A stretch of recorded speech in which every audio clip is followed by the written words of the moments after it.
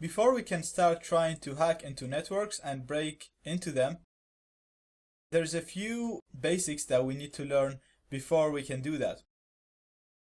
So basically, what is a network? A network is just a number of devices connected together.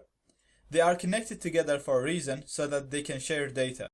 This data can be files, can be resources. It can be, for example, your home network. Usually you use it to just access the internet, which is, you can look at it as a resource or as a source of data. So all networks, Wi-Fi or wired, achieve this sharing of data using the same principle. And that principle is, you need a device that acts as a server, and then all devices communicate with the server. So the server has access to the resource, and all the other devices on the network that are connected to this server, obviously, they can access the data from the server.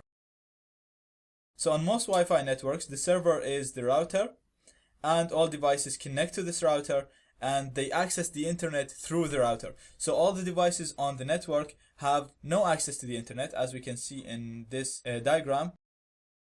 The only device in the network that is connected to the internet is the Wi-Fi router. All the other devices, as we can see here, we have client 1 and 2 and 3, they have no access to the internet, but they can access it by connecting to the router. So whenever client 3, for example, if it wants to open google.com, it's going to send a request to the router asking it, okay, I need google.com.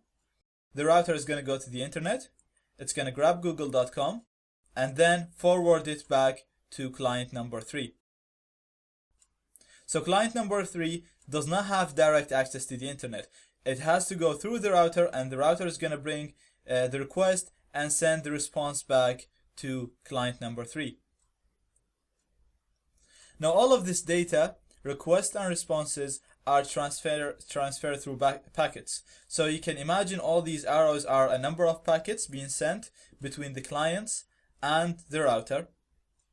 And in Wi-Fi networks, these packets are sent into the air, so they're broadcasted. And if you're within range with these packets, then you can just sniff them, capture them, and read them, and you'll be able to see the information in there.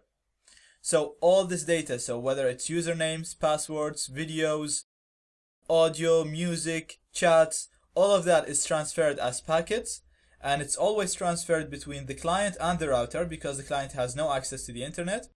So if you capture these packets, you'll be able to see all of this data that's transferred. You'll be able to see all these passwords, usernames, emails, videos, all that. You'll be able to capture it and read it on your device.